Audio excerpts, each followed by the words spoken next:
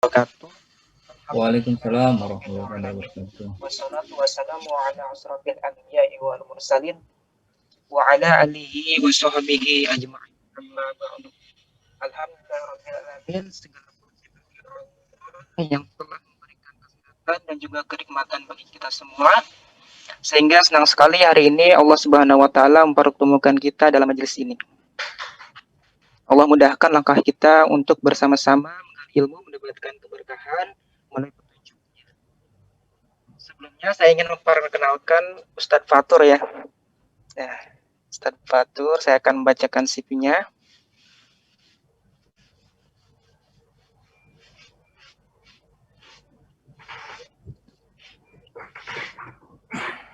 Ustadz Fatur ini adalah seorang Muslim entrepreneur dan CEO. Ya. Luar biasa sekali pengalaman bekerjanya, sudah melanglang buana. Masya Allah ya. Amin, insyaallah.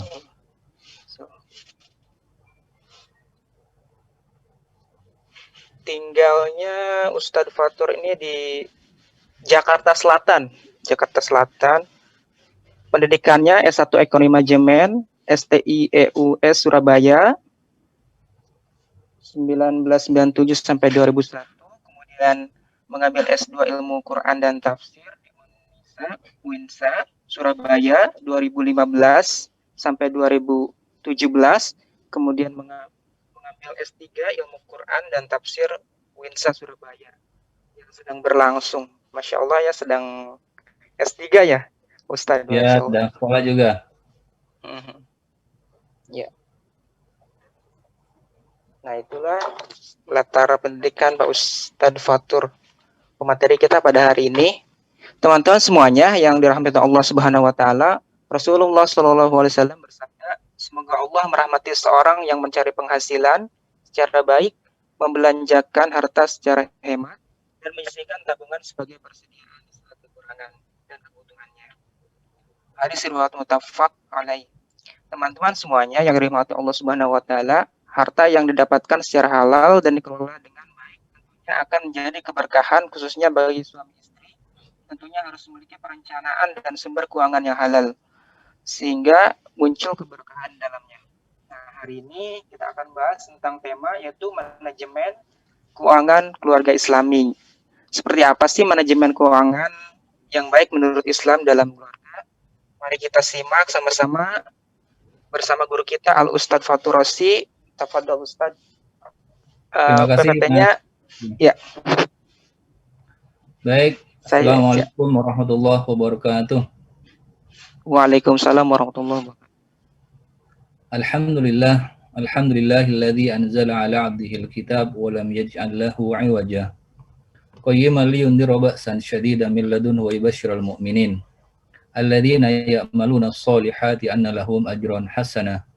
Asyhadu an la ilaha illallah wahdahu la syarika lah wa asyhadu anna Muhammadan 'abduhu wa rasuluh la nabiyya ba'dah. Allahumma salli wa sallim wa barik ala sayyidina wa habibina wa syafi'ina wa maulana Muhammadin wa ala alihi wa ashabihi wa man tabi'ahum bi ihsanin ila yaumiddin. Subhanaka la ilma lana illa ma 'allamtana innaka antal alimul hakim.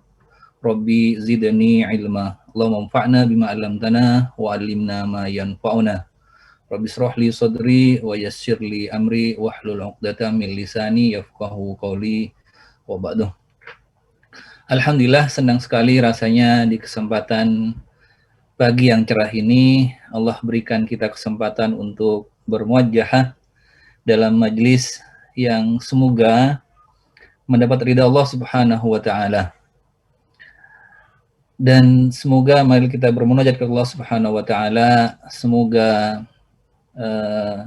kajian kita di kesempatan pagi hari ini dicatat sebagai amal kebaikan yang akan memperberat mizan kebaikan kita kelak di yaumil akhir. Alhamdulillah sudah pertemuan yang kedua ini bertemu dengan teman-teman Gen Z ya. Semoga Allah tetap berikan ridhanya buat kita semua. Kajian kita di kesempatan pagi hari ini santai saja. Teman-teman nanti bisa diskusi, mungkin bisa lebih banyak. Sebelumnya saya berharap teman-teman bisa setidaknya aktif di chat ya, untuk bisa menjawab di chat atau ada apa kalau ada pertanyaan. Karena ini temanya tentang pranikah ya masih Mas Ozi? Atau sudah pada banyak yang menikah? Ya, pranikah, Ustaz. Saya cuma ingin tahu yang sudah menikah siapa? Bisa tolong terus di chat ada berapa orang yang sudah menikah? Peserta yang sudah menikah. Iya. Ada berapa banyak? Umi ini Ada Umi. satu. Ada satu. Baik kalau gitu. Ibrahim yang nikah. Baik kalau gitu. Saya akan coba share slide. Kita akan coba masuk kepada materi kita.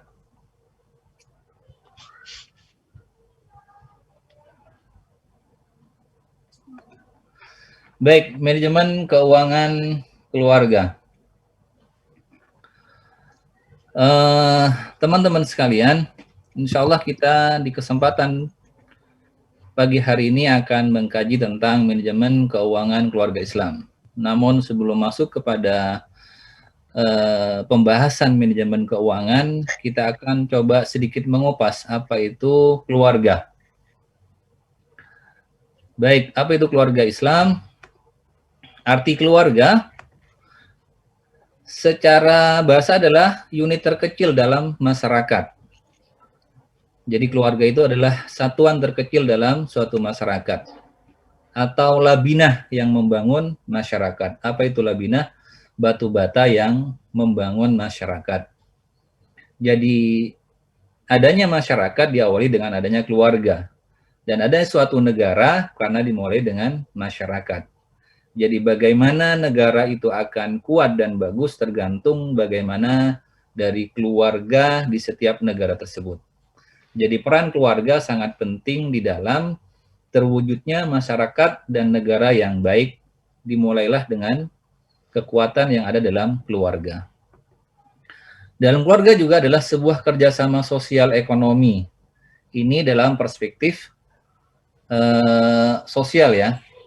Dalam perspektif sosiologi, jadi keluarga ini adalah adanya kerjasama antara dua pasangan suami istri dalam hal sosial ekonomi. Ini kalau dalam perspektif sosiologi. Baik, asas keluarga. Seharusnya keluarga itu harusnya dibangun dari apa? Yang pertama adalah fondasi iman, cinta dan kasih sayang. Sangat penting sekali harusnya keluarga itu dilandasi oleh iman yang paling pertama. Bukan hanya berdasarkan cinta maupun kasih sayang. Tapi landasan yang paling utama adalah landasan iman.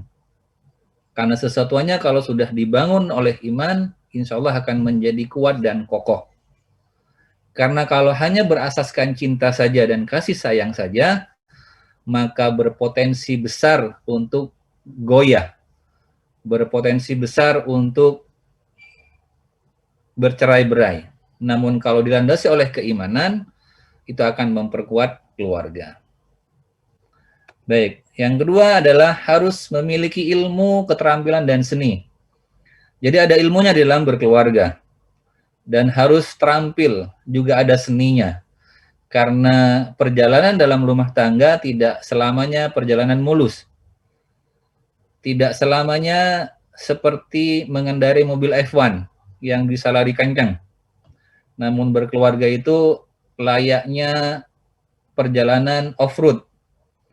Kadang jalanan lurus, kadang jalanan bergelombang, kadang ketemu dengan lumpur. Jadi berkeluarga seperti itu, jadi kita harus memiliki ilmu, keterampilan, dan seni di dalam berumah tangga. Yang berikutnya adalah harus memiliki keluarga dibangun dengan rasa saling simpati, saling empati, dan komunikasi. Nah, komunikasi ini yang sangat penting. Jangan sampai komunikasi dalam keluarga kita nantinya tidak baik. Komunikasi ini adalah saling memahami satu sama lain, saling mendiskusikan satu sama lain. Banyak hal rusak di dalam rumah tangga itu karena komunikasi yang tidak baik. Karena suami yang tidak terbuka terhadap istri. Begitupun juga sebaliknya. Jadi sangat penting komunikasi itu. Baik, berikutnya adalah diperlukan kelembutan, keterbukaan, dan pengertian. Jadi keluarga setidaknya harus dibangun oleh beberapa hal ini. Pondasi iman, cinta, dan kasih sayang, harus ada ilmu dan keterampilan dan seni di dalam berumah tangga, saling simpati, empati, dan komunikasi, adanya kelembutan, keterbukaan, dan pengertian. Kebutuhan suami. Kira-kira banyak nggak kebutuhan suami ini? Beda kebutuhan suami sama kebutuhan istri. Jadi harus memahami di antara satu sama lain. Buat para istri harusnya memahami calon suaminya seperti apa. Dan calon suami ini memahami nanti istrinya seperti apa. Secara fitrah, suami itu tidak banyak yang dibutuhkan. Satu, dilayani. Kedua, diperhatikan. Cukup ini kebanyakan yang diharapkan oleh laki-laki. Tidak banyak. Yang penting dilayani dan diperhatikan sudah cukup buat laki-laki. Dan dihargai pastinya. Dilayani, diperhatikan, dan dihargai. Bagaimana dengan kebutuhan seorang istri? Satu, dipuji. Dua, disanjung. Tiga, diberi. Empat, didengar. Lima, dimengerti. Enam, dimaklumi. Tujuh, disayang. 8, dilembuti. Setidaknya ini yang dibutuhkan oleh istri. Memang jauh lebih banyak kebutuhan istri daripada kebutuhan suami. Karena memang secara fitrahnya seperti itu. Jadi kita harus saling memahami.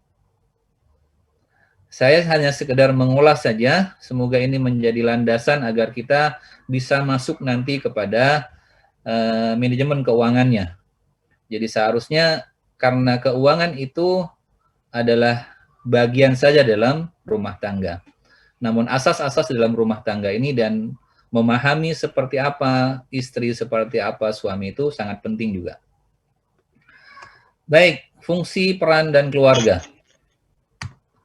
Yang pertama harusnya keluarga itu menjadi ibadah. Jadi apa yang kita lakukan harusnya menjadi ibadah dalam rumah tangga. Karena berkeluarga itu adalah termasuk separuh dari agama, nisfuddin, dan separuhnya lagi diisi dengan ketakwaan. Jadi kalau kita sudah berkeluarga, insya Allah kalau diniati ikhlas karena Allah, semua aktivitasnya akan menjadi bernilai ibadah keseluruhan aktivitasnya.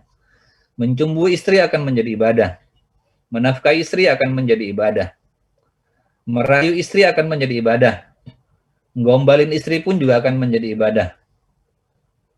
Jadi berbeda sekali di saat sudah dihalalkan, pasangan kita di saat sudah dihalalkan, semuanya akan bernilai ibadah, akan bernilai pahala di hadapan Allah Subhanahu wa Ta'ala. Berbeda kalau belum dihalalkan. Kalau belum dihalalkan, semuanya berpotensi kepada keharaman. Jadi buat teman-teman semuanya jangan nunggu lama. Kalau sudah ilmunya ada, segeralah untuk dihalalkan pasangannya. Dihalalkan idamannya. Jangan terlalu lama. Yang berikutnya adalah mewujudkan asmara. Apa itu asmara? Asmara itu adalah as-sakinah, mawaddah, warahmah. Jadi yang pertama, peran keluarga itu seharusnya menjadi as-sakinah. Memberikan ketenangan, memberikan tempat berlindung, bernaung, yang menghadirkan rasa aman, rasa tenang, dan rasa nyaman. Itu peran keluarga yang pertama, as-sakinah. Jadi harus menghadirkan rasa tenang, rasa nyaman di dalam keluarga. Dan tenang bahwa kita tidak salah milih terhadap pasangan kita. Jadi para calon suami harusnya bisa meyakinkan kelak istrinya bahwa istrinya tidak salah pilih seorang pemimpin keluarga. Harus bisa menghadirkan rasa nyaman.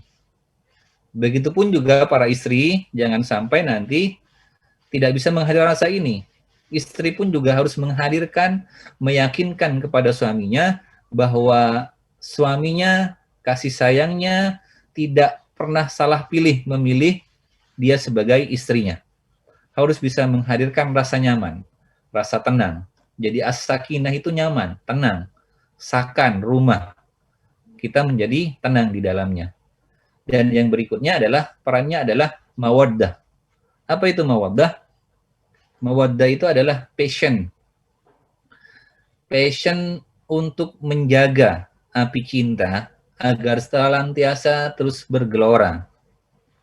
Jadi harus terus senantiasa tumbuh ghiroh kecintaan terhadap pasangannya.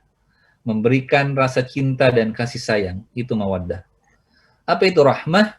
Rahmah itu adalah kasih sayang. Menerima pasangan apa adanya. Menutup mata terhadap kekurangan dari setiap pasangan kita. Itu rahmah. Jadi harus memiliki itu. Peran dan fungsi keluarga. Yang berikutnya, keluarga itu adalah jembatan surga. Jadi bukan hanya sekedar pelabuhan tempat kasih sayang di dunia, namun keluarga itu adalah miniatur surga kita, rumah tangga kita. Dan keluarga itu adalah jembatan surga kita. Jadi untuk menapaki tangga menuju surga bisa lalui dengan jembatan rumah tangga kita. Jadi jadikan rumah tangga ini adalah sebagai jembatan surga untuk meraih ridhonya Allah Subhanahu wa Ta'ala. Yang berikutnya adalah sebagai sarana regenerasi umat. Jadi keluarga adalah merupakan sarana untuk regenerasi. Kita tujuan berkeluarga salah satunya adalah untuk mendapatkan keturunan yang kelak akan mewarisi setiap dari diri kita. Jadi generasi itu akan terus berlanjut. Itu adalah fungsi dari keluarga. Kita selanjutnya akan memasuki kepada materi kita insya Allah. Pemicu terbesar munculnya konflik di dalam rumah tangga adalah masalah keuangan. Sepakat? Sepakat insya Allah. Jadi pemicu terbesarnya adalah dimulai oleh keuangan. Sebenarnya bukan hanya dalam hal rumah tangga. Di dunia ini yang menjadikan sebab rusaknya dunia, menjadikan seseorang gelap mata, menjadikan seseorang mudah stres, dipicunya oleh keuangan. Hampir sebagian besar dimulai oleh keuangan. Jadi walaupun uang bukan segalanya, namun segalanya butuh terhadap uang. Sepakat ya? Jadi pemicu terbesarnya adalah keuangan. Maka dari situ kita akan berusaha di kesempatan pagi hari ini untuk mengkaji bersama apa itu masalah manage keuangan. Khususnya keuangan di dalam rumah tangga Islam. Karena tidak sedikit dalam kondisi seperti sekarang pun, kondisi pandemi, orang lebih mudah stres, lebih mudah gelisah dan gundah disebabkan masalah apa? Masalah keuangan. Jadi masalah keuangan sangat penting untuk kita pahami betul. Dan penyebab utama kita mudah stres karena kita tidak memahami konsep rezeki dan konsep apa itu keuangan. Baik, kita masuk ke dalam keuangan di dalam rumah tangga. Siapa yang memiliki kewajiban untuk memenuhi keuangan keluarga? Suami saja, yang A, yang B, suami istri. Silakan dijawab di chat. Teman-teman silakan dijawab. Siapa yang memiliki kewajiban untuk memenuhi keuangan keluarga? A atau B? Suami dan istri. Suami. A. Saya tunggu lagi. A. Suami saja. Suami. A. Suami. Baik, kita cek. Siapa yang memiliki kewajiban untuk memenuhi keuangan keluarga menurut Islam?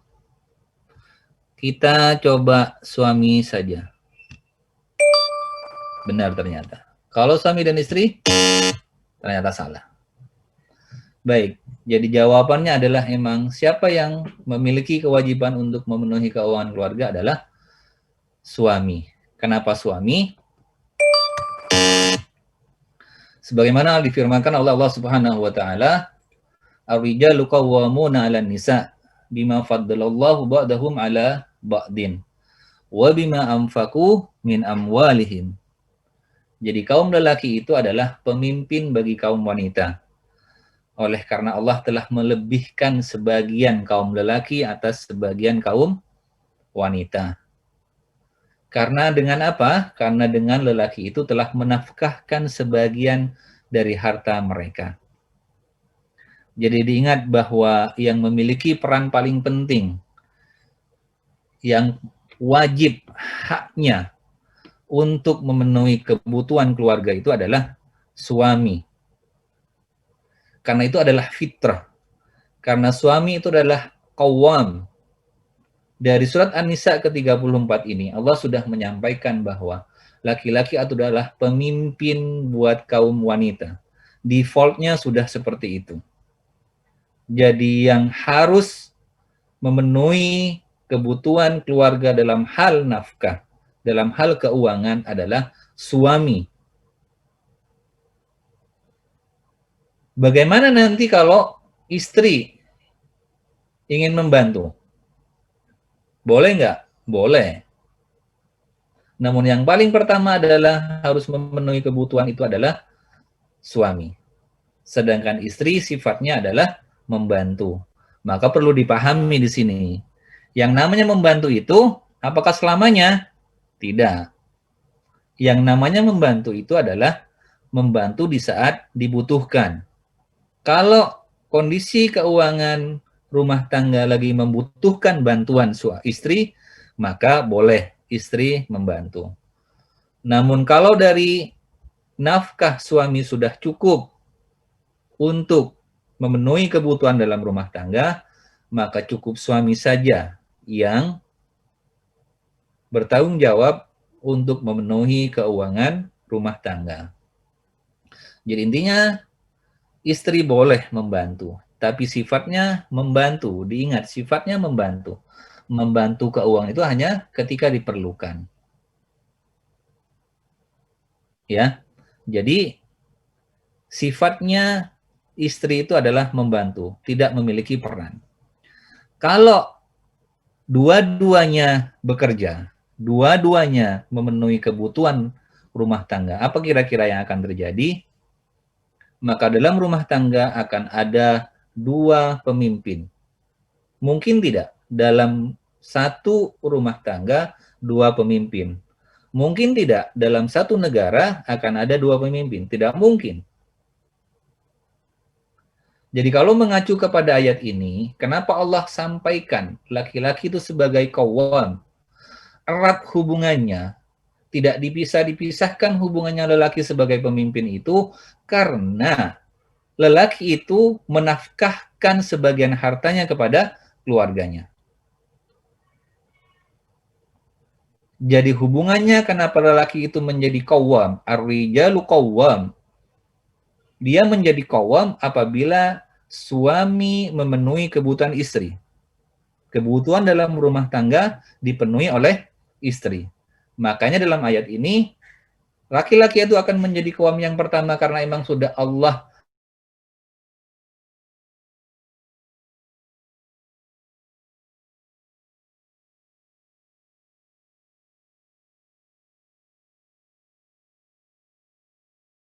hanya. Jadi menanggung dalam rumah tangga, maka akan menjadi dua pemimpin di sana. Jadi sifatnya istri itu hanya membantu kebutuhan keuangan keluarga, bukan ikut bertanggung jawab untuk memenuhi kebutuhan keluarga. Bertanggung jawab adalah laki-laki. Maka laki-laki dituntut untuk benar-benar bertanggung jawab penuhi kebutuhannya. Itu ya. Baik, kita lanjut. Berapa jumlah pendapatan yang harus dikasihkan kepada istri? Semua atau sebagian? Silakan dijawab. Berapa jumlah pendapatan yang harus dikasihkan kepada istri?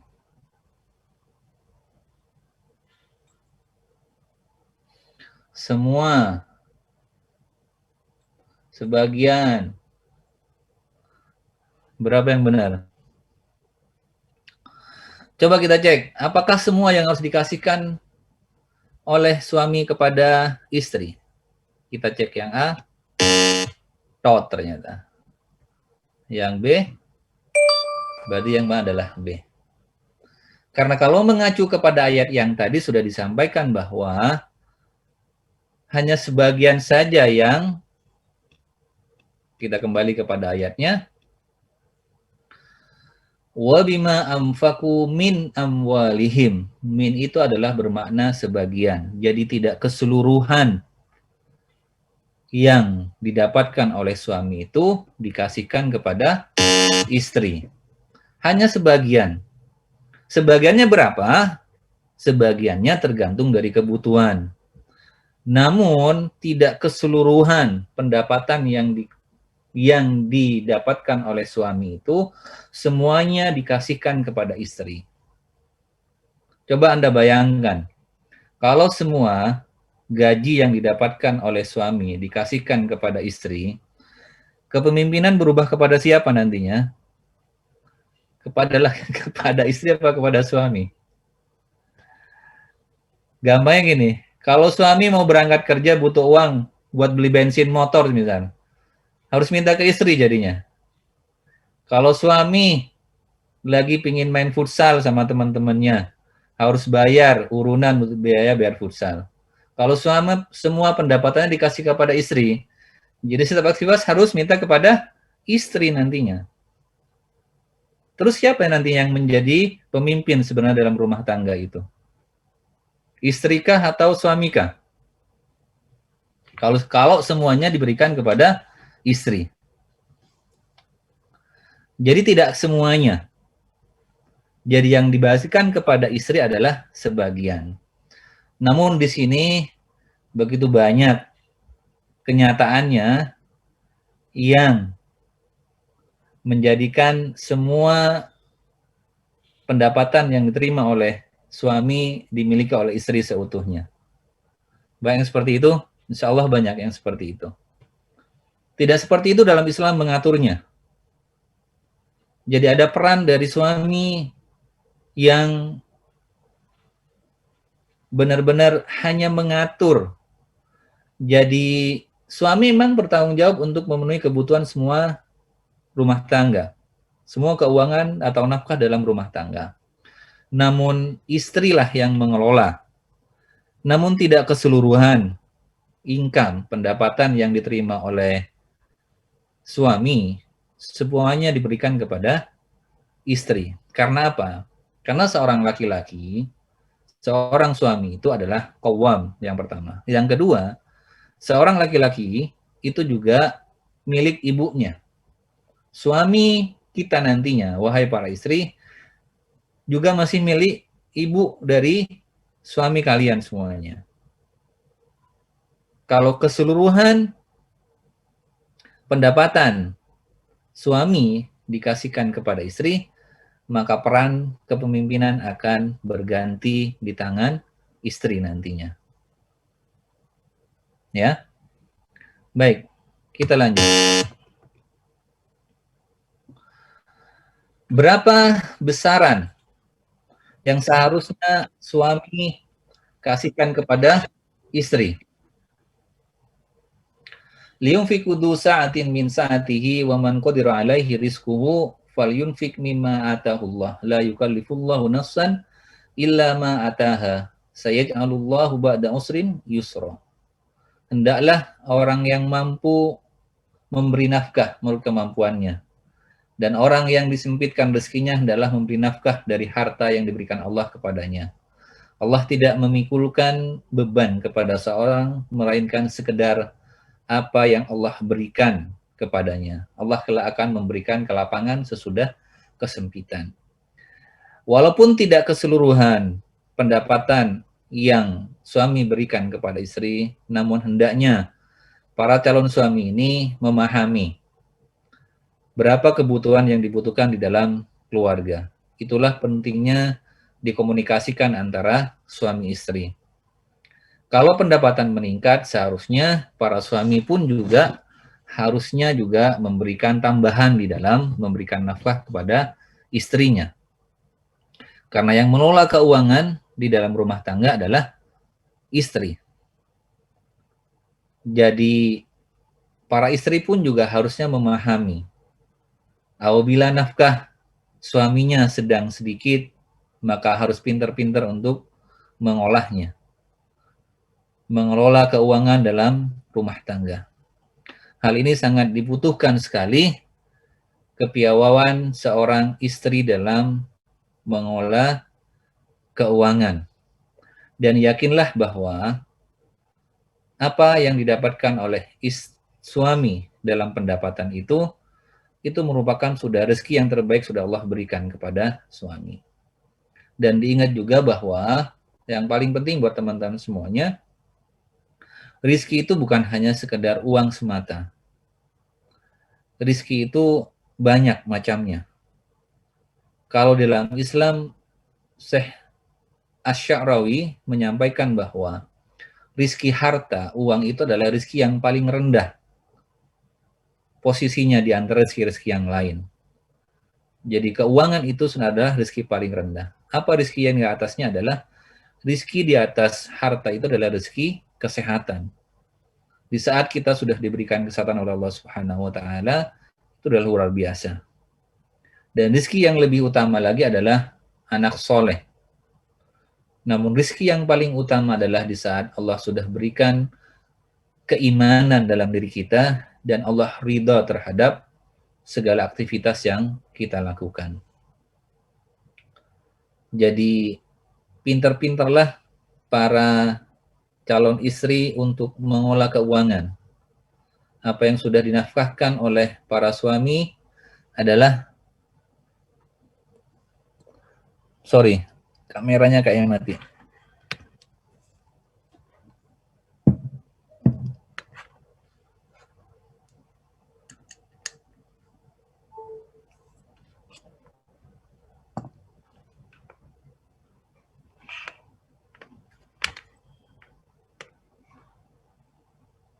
Baik, kita lanjut. Masuk kepada masalah manajemen keuangan yang kita akan bahas bersama. Mana yang paling pertama kali lebih penting untuk diatur? Pemasukan atau pengeluaran? Silakan teman-teman jawab. Pemasukan.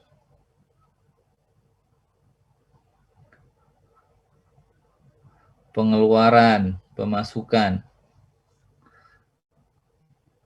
Mana yang paling penting untuk kita atur pertama kali? Pemasukankah atau pengeluarankah?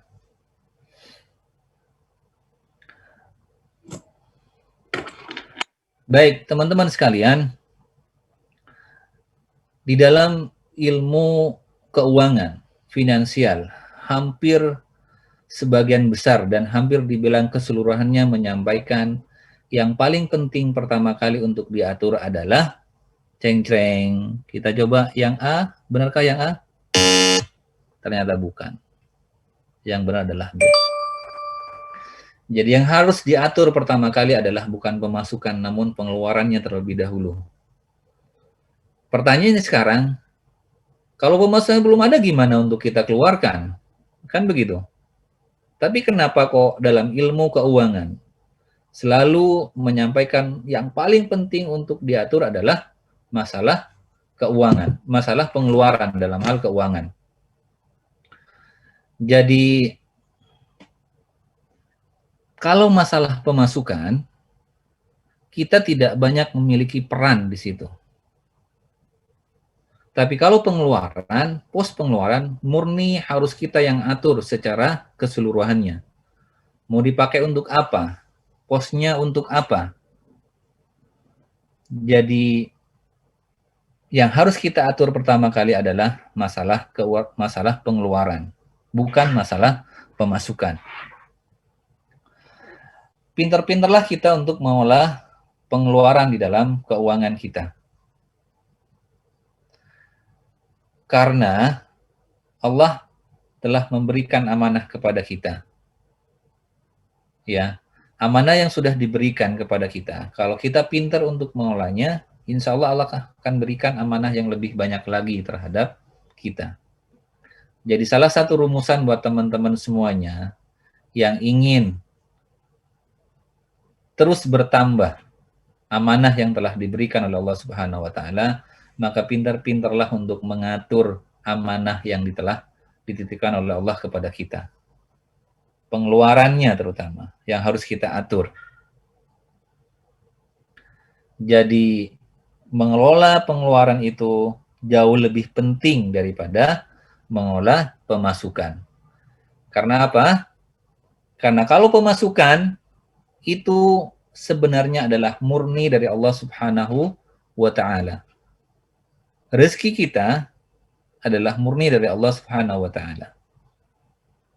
Bukan karena ilmu kita, namun kita harus dan wajib untuk menambah ilmu, untuk terus menjemput rezeki kita. Kita juga akan bahas insya Allah nantinya akan seperti apa. Jadi yang paling penting adalah pengeluaran. Maka kalau kita rumuskan seperti apa pengeluaran itu,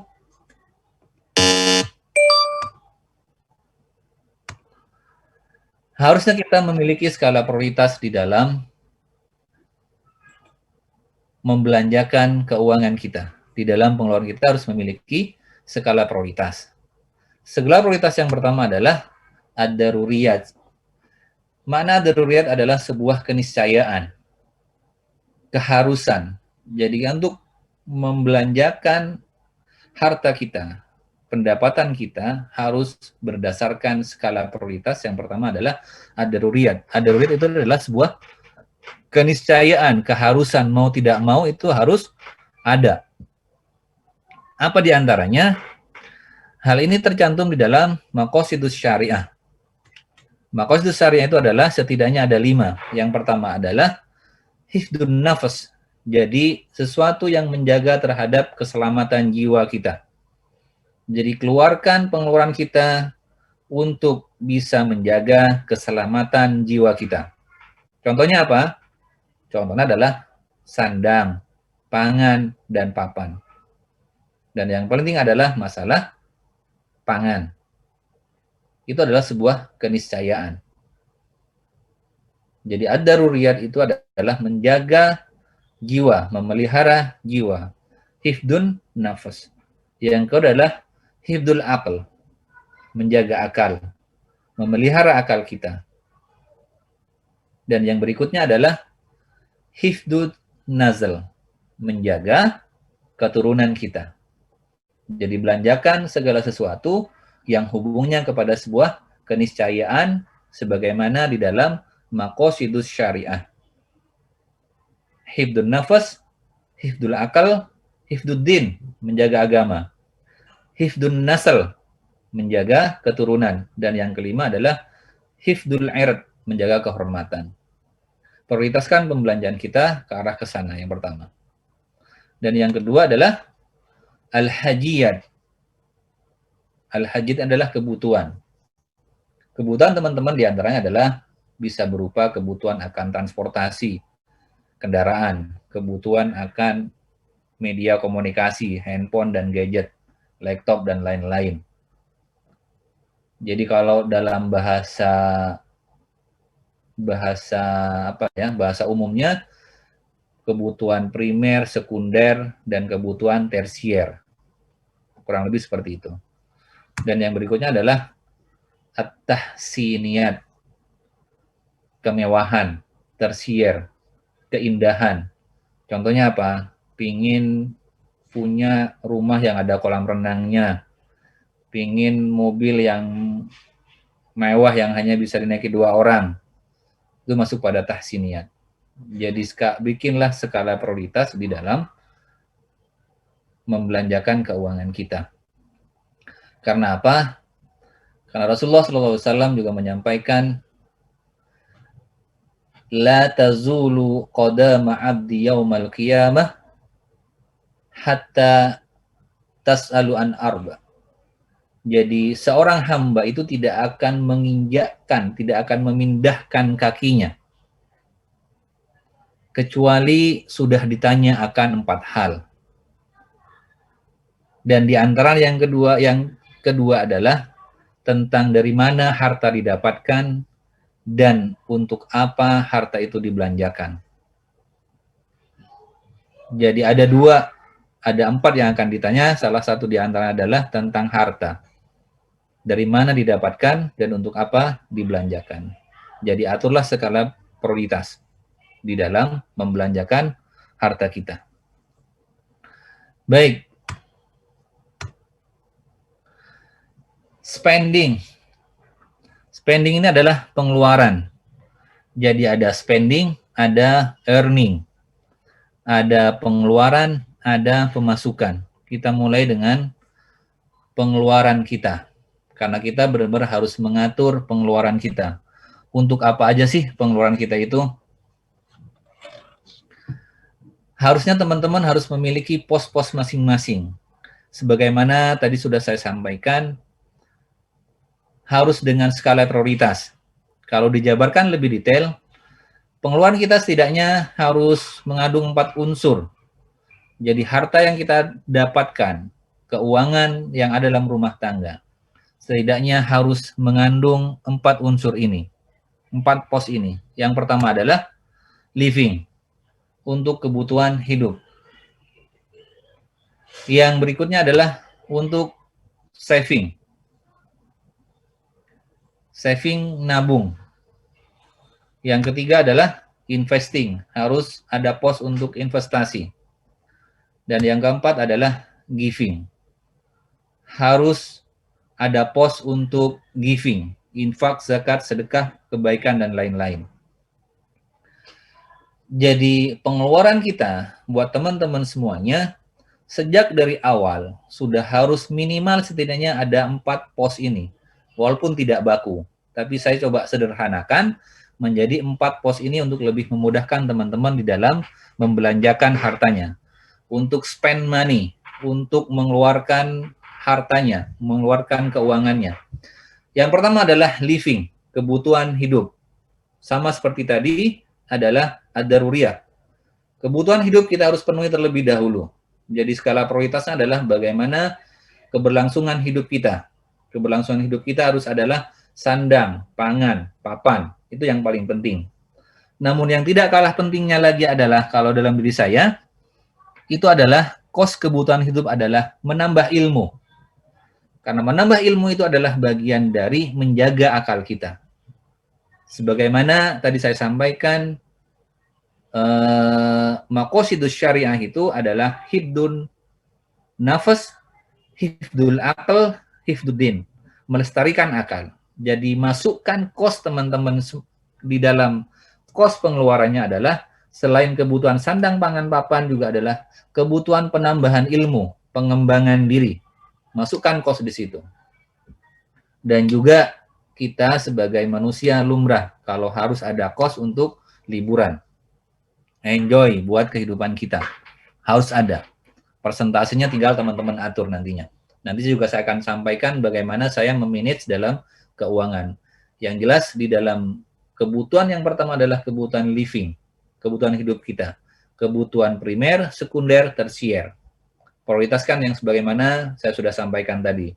Kebutuhan primernya sandang, pangan, papan. Kebutuhan sekundernya tentang kendaraan, gadget, handphone, laptop, dan lain sebagainya. Yang seharusnya tanpa yang sekunder ini pun kita masih bisa hidup. Ya. Dan yang terakhir adalah kebutuhan yang tersier, yang mewah. Kalau sudah mampu silahkan dinikmati. Dan yang berikutnya adalah saving, tabungan. Harus wajib nabung. Berapapun teman-teman nanti bisa alokasikan, harus punya pos untuk menabung. Membiasakan diri untuk menabung. Tujuannya untuk apa? Karena kita tidak pernah tahu kondisi seperti apa ke depan. Seperti kondisi seperti sekarang. Kondisi pandemi. Siapa yang pernah mengira akan seperti saat ini? Sampai durasinya begitu lama. Bagaimana kalau tidak punya tabungan? Iya, sebenarnya kalau kita berpegang kepada Allah, tetap Allah akan jamin. Namun akan lebih safe lagi teman-teman kalau punya tabungan. Dan juga diperlukan pos untuk investing. Teman-teman harus punya niat untuk berinvestasi. Nanti kalau sudah berinvestasi, teman-teman sudah memiliki freedom finansial, keuangan yang sudah bebas. Atau teman-teman sudah tidak kembali lagi untuk terus mengejar uang, namun uang yang mengejar kita. Jadi kalau masih tahap awal, tidak apa-apa, harus diposkan walaupun sedikit. Namun sudah harus punya catatan untuk investing. Jadi harus investing. Dan yang berikutnya adalah, yang tidak kalah pentingnya adalah giving. Post giving ini kalau bisa semakin banyak akan semakin baik. Infak, zakat, sedekah, kebaikan, dan lain-lain. Kalau ditanya sekarang bagaimana persentasenya? Persentase di dalam pos pengeluaran ini adalah sangat tergantung dari income kita.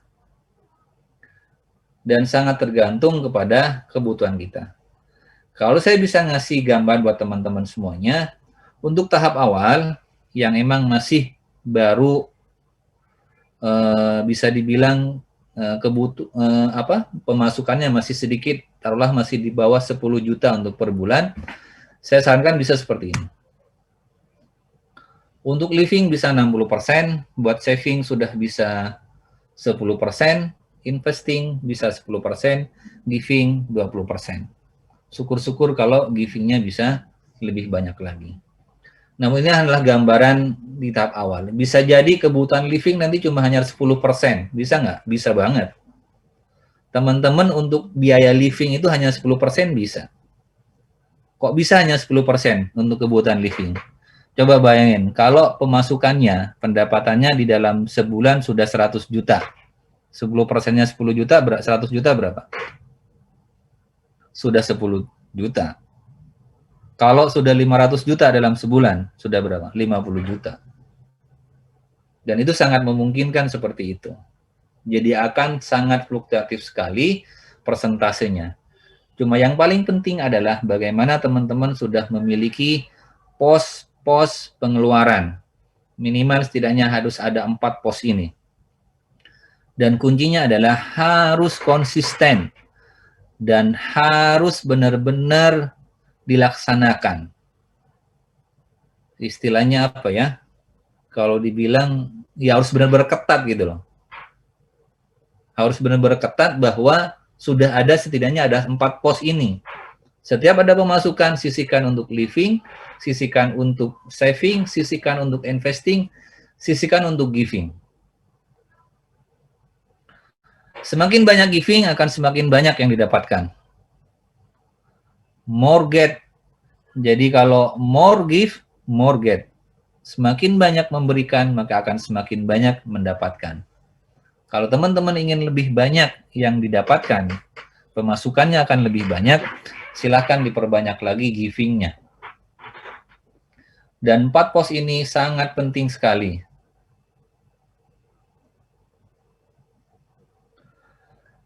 Ya, walaupun buat teman-teman mungkin dianggap hal ini sesuatu yang agak remeh.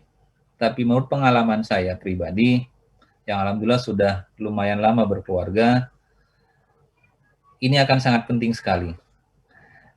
Yang banyak dilupakan itu adalah tentang saving dan investing. Baik, kalau living pasti teman-teman sudah sangat pintar lah untuk bagaimana mengolah bahwa memang kebutuhannya banyak.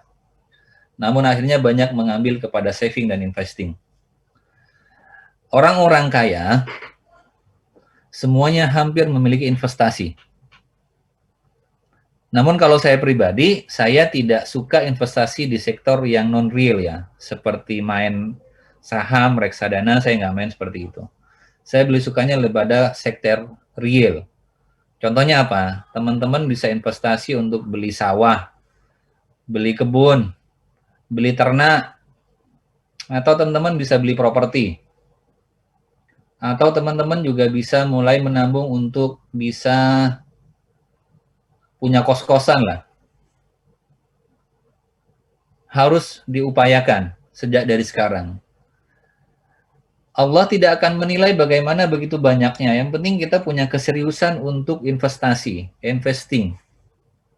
Jadi orang-orang kaya itu suksesnya kehidupannya karena investasinya begitu banyak. Mereka tidak mengejar-ngejar uang sekarang. Mereka yang dikejar-kejar oleh uang. Kayak investasinya sudah banyak.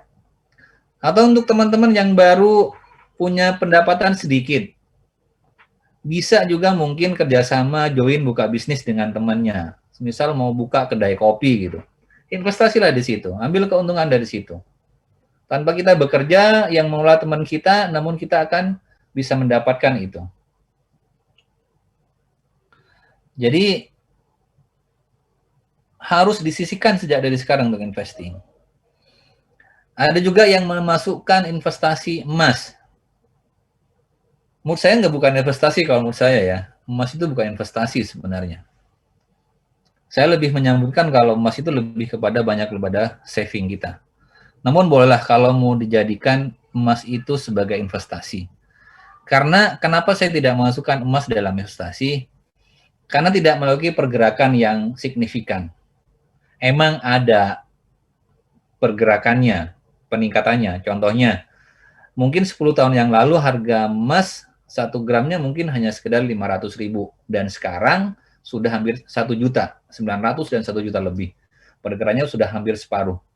Namun sebenarnya bukan investasi yang bergerak emas itu. Ya diam aja, cuma nilainya aja bertambah. Dan emas itu tidak akan menjadikan kita kaya. Ingat, emas tidak akan pernah menjadikan kita kaya. Namun dengan kita punya tabungan emas, kita akan senantiasa terus kaya. Bedakan ya. Emas kalau investasikan dalam emas tidak akan pernah menjadikan kita kaya. Karena nilai pergerakannya, nilai tambahnya hanya bergerak sedikit-sedikit. Beda dengan investasi kita buka bisnis. Beda dengan kita investasi buka properti. Beda.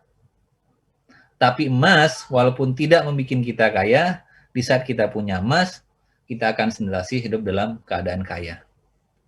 Ya, itu bentuknya investasi. Bagaimana dengan saving?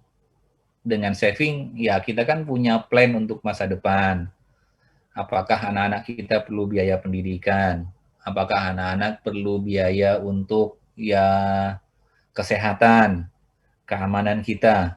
Jadi penting untuk kita adanya saving. Ya harus disisihkan walaupun hanya berapa. Namun terkadang kalau saya tidak punya asuransi sampai hari ini. Saya tidak pernah masuk asuransi untuk menjamin kesehatan saya, menjamin premi mobil saya, kendaraan saya, dan untuk menjamin bagaimana dengan pendidikan anak-anak saya. Saya alokasikan dana itu kepada dana giving. Kalau saya pribadi, saya lebih banyakkan ke giving. Saya titipkan ke Allah bahwa ini untuk biaya pendidikan anak nantinya, ini biaya pendidikan kesehatan saya titipkan kepada Allah.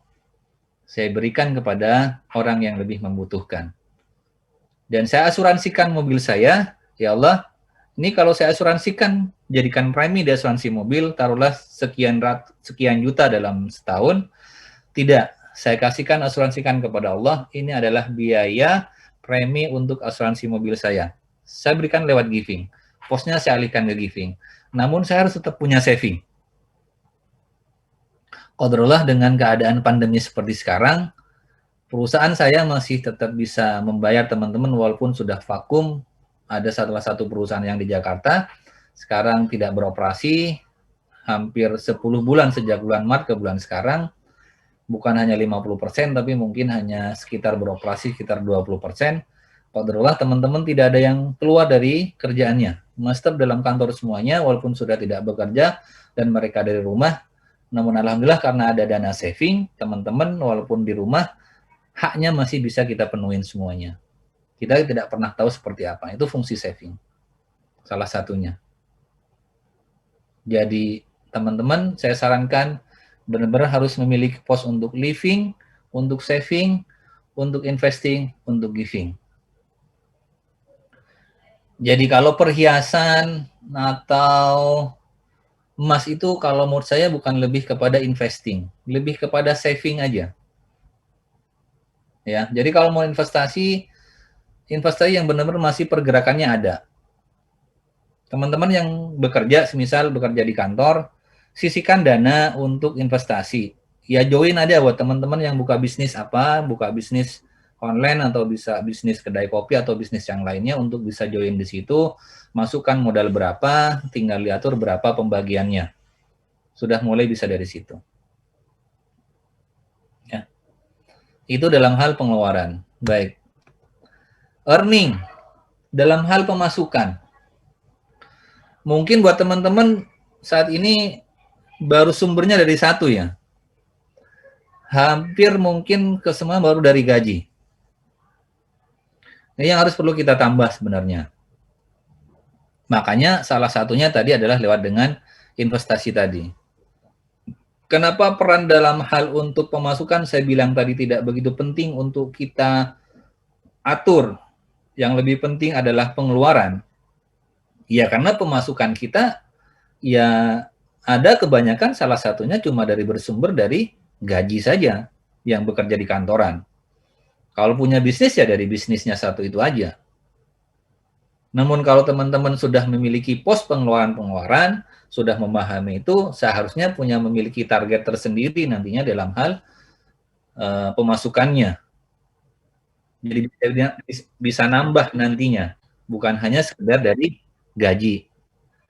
Ya bisa teman-teman dari mana? Mungkin nanti teman-teman bisa lewat dengan investasi tadi, dengan punya properti, dengan dapat fee dan lain-lain semacamnya. Buat teman-teman yang nulis buku mungkin nanti juga akan punya royalti juga.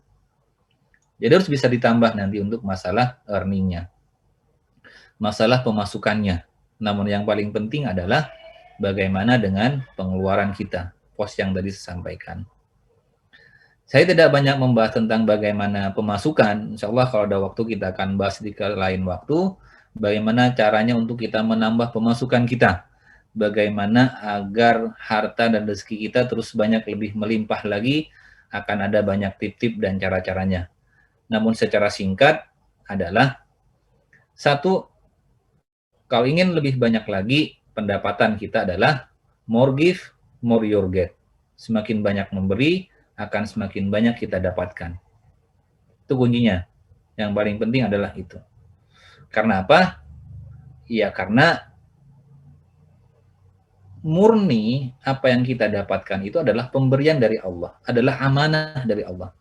Jabatan kita, ilmu kita, harta kita yang saat ini ada, ini adalah amanah dari Allah. Kalau kita bisa mengelola amanah ini dengan baik, maka Allah akan memberikan amanah yang lebih banyak lagi terhadap kita. Kalau kita dikasih amanah hanya 5 juta dalam sebulan dan kita amburadul dalam membelanjakannya, bagaimana Allah akan memberikan amanah yang lebih besar lagi? Kalau kita hanya diberi sedikit saja amanah, sudah tidak mengelola dengan baik, tidak mungkin orang yang menitipkan kepada kita akan tetap lebih banyak. Maka yang paling penting adalah layakkan diri kita menjadi pribadi-pribadi yang layak untuk mengelola amanah dengan sebaik-baiknya. Insya Allah pasti Allah akan tambah amanah kepada kita. Amanah itu adalah harta kita untuk dikelola lebih maksimal lagi. Baik, yang terakhir sebagai iktitam adalah yang paling penting, selaraskan keinginan dengan kemampuan. Penyebab rusaknya rumah tangga, awal pertama kali rusaknya dalam rumah tangga, dalam hidup kita adalah keinginan yang tidak berbanding lurus dengan kemampuan dan ikut diikuti. Jadi menuruti hawa nafsu, menuruti keinginan yang tidak berbanding lurus dengan kemampuan. Itu awal dari kehancuran, awal dari problem, awal dari letaknya dalam rumah tangga. Dimulai dari situ. Percekcokan, tidak tenang dalam hidup kita adalah keinginan yang tidak berbanding lurus dengan kemampuan. Dan itu dipaksakan. Sehingga munculnya apa? Di saat keinginan tidak berbanding lurus dengan kemampuan, apa yang terjadi? Di saat keinginan terus diikutin, padahal kemampuan tidak mampu, yang terjadi adalah ngutang. Itu pasti. Di saat sudah tidak mampu, tapi ada keinginan syahwat untuk membeli sesuatu, taruhlah begitu. Dan itu terus diikuti, maka jalannya pasti akan ngutang. Di saat sudah ngutang, sudah menjadi sumber masalah dalam rumah tangga. Jadi kalau bisa pastikan jangan pernah ngutang. Alhamdulillah saya tidak pernah ngutang. Bagaimana caranya? Atur keinginannya sesuai dengan kemampuannya. Karena kalau hanya masalah kebutuhan, insya Allah sudah Allah penuhi, sudah Allah cukupkan semuanya buat kita semua kalau masalah kebutuhan kita. Namun keinginan kita tidak pernah Allah tanggung.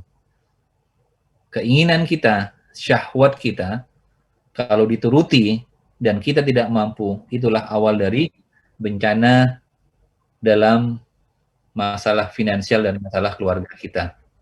Jadi saran saya, selaraskan keinginan dengan kemampuan. Jangan paksakan keinginan yang tidak mampu kita lakukan. Yang itu akan berpotensi untuk kita memiliki hutang. Di saat sudah punya hutang, maka orientasinya dari hari ke hari adalah bagaimana untuk memenuhi bayar utang. Bagaimana untuk bayar utang, bayar utang, bayar utang. Itu saja tiap hari yang dipikirkan. Kalau hanya sekedar keinginan, maka Allah pasti akan penuhi. Namun kebutuhan, namun keinginan tidak pernah Allah penuhi. Biasanya keinginan ini adalah dipengaruhi oleh input yang masuk dalam diri kita. Kenapa kok kita bisa banyak keinginan? Karena ada input yang masuk dalam diri kita. Contohnya apa? Karena kita sering buka, nonton YouTube yang isinya unboxing iPhone 12 Pro Max, unboxing tentang barang-barang mewah, yang dilihat barang-barang yang ya nonton-nonton sultan lah, sultan-sultan yang mobilnya banyak digarasi, yang ya hal-hal yang di luar kemampuan kita yang sering kita tonton, itu yang akan menimbulkan banyak keinginan dalam diri kita. Jadi seharusnya kita bisa memfilter, menyaring apa yang akan masuk dalam diri kita. Kalau hanya sekedar dijadikan motivasi untuk lebih giat dalam berikhtiar, boleh. Tapi kalau itu menjadikan obsesi untuk memilikinya, sedangkan kemampuan kita tidak berbanding lurus, maka itu akan menjadi masalah dalam diri kita. Baik, itu mungkin Mas Ozi, mungkin bisa lanjut dengan diskusi buat teman-teman semuanya. Silahkan. Alhamdulillahirrahmanirrahim. Masya Allah, tabarakallah. Terima kasih Pak Ustadz Fatur telah menyampaikan materinya. Semoga bermanfaat untuk kita semua. Selanjutnya, dilanjutkan kepada sesi tanya jawab kepada peserta atau jamaah yang ingin bertanya. Dipersilahkan untuk bisa melalui chat Zoom atau mengaktifkan mikrofonnya secara langsung. Nah, ini udah ada satu pertanyaan yang masuk Ustadz. Baik. Ustadz, kalau invest yang lagi viral saat ini, IO Gold, menurut Ustadz bagaimana ya? IOA Gold. Ya. IOA Gold. Iya, sebenarnya yang saya sampaikan tadi bahwa buat saya emas itu adalah bukan investasi ya. Saya lebih kepada saving. Savingnya dalam bentuk emas. Karena nilai pergerakan dalam emas itu secara nilainya tidak terlalu signifikan. Cuma lebih safe aja kita, lebih aman aja. Karena hampir sejauh ini emang emas itu jarang sekali untuk turun ya. Selalu naik. Jadi harganya senantiasa naik, tapi naiknya pun tidak terlalu signifikan dibanding dengan investasi-investasi yang lain. Namun kalau saya menyarankan investasilah di sektor yang real saja. Jangan yang no real, tidak perlu main saham, tidak main reksadana, main yang real saja. Contohnya kalau mau buka bisnis baru, mau buka konveksi misal, silakan investasi di situ. Mau buka kuliner, investasi di situ. Mau buka jualan online, bisa investasi di situ. Bisa patungan di antara teman. Patungan berapa, sama-sama menginvestasikan hartanya berapa, uangnya berapa sebagai modal awal, nanti tinggal diatur saja untuk share profitnya berapa. diatur. Nantinya masuknya kepada syirkah nantinya. Jadi bisa diatur dengan syirkah. Nanti berbisnis bareng dengan teman, lebih baik seperti itu. Dan insya Allah akan lebih banyak manfaatnya. Satu, peluang kesempatannya untuk terus bertambah. Nilai uangnya akan sangat memungkinkan dan signifikan.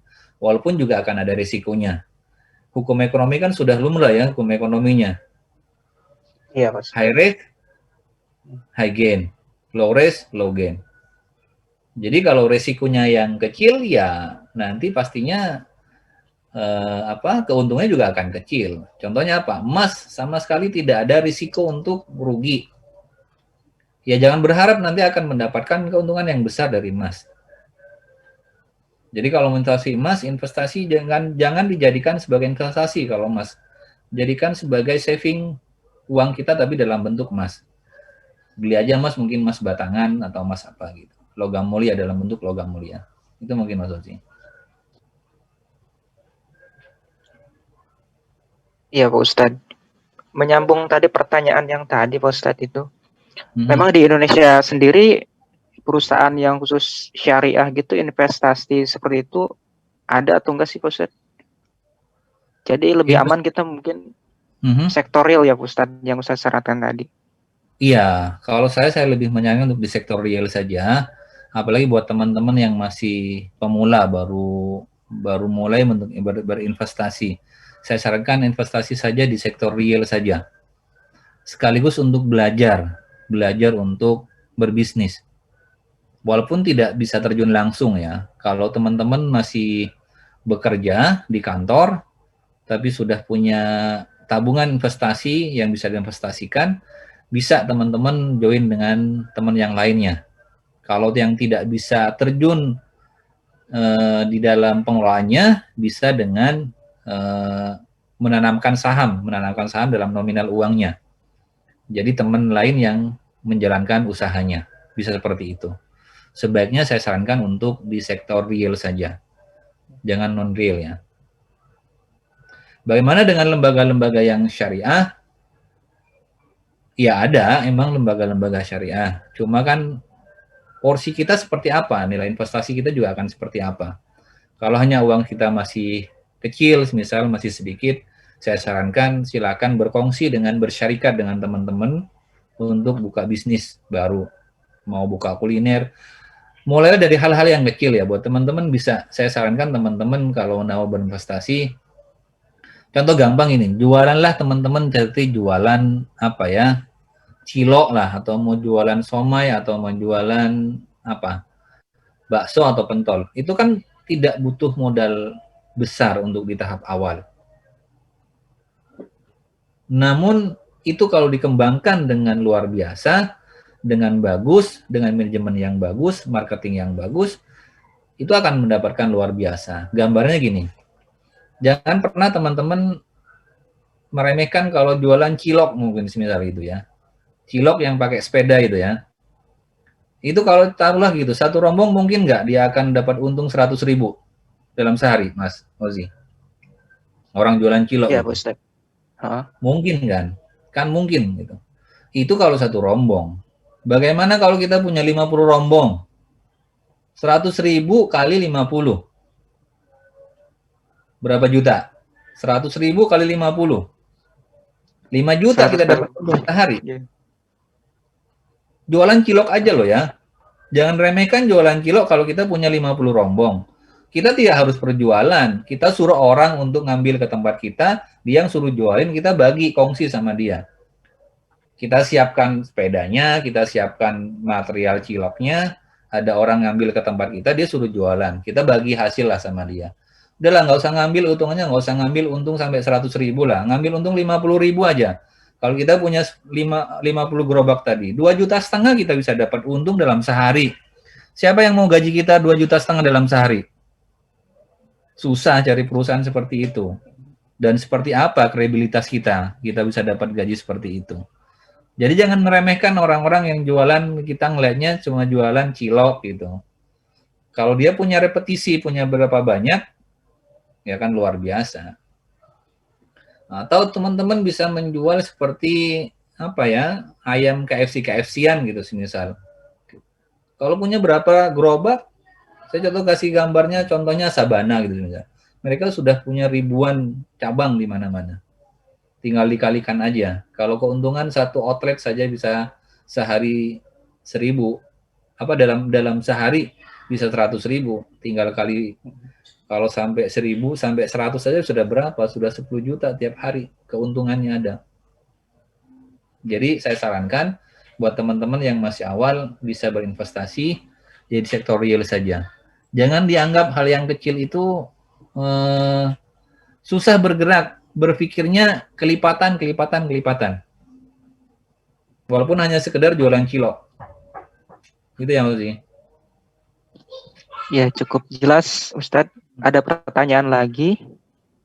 Assalamualaikum Ustadz, bagaimana jika ada yang menggadaikan sawahnya kepada saya dengan akad saya memberikan emas yang dibutuhkan dan sawahnya dikelola saya sampai emasnya dikembalikan. Sawahnya saya kelola, hasilnya saya yang ambil, bagaimana Ustadz? Baik, saya coba baca di sini ya.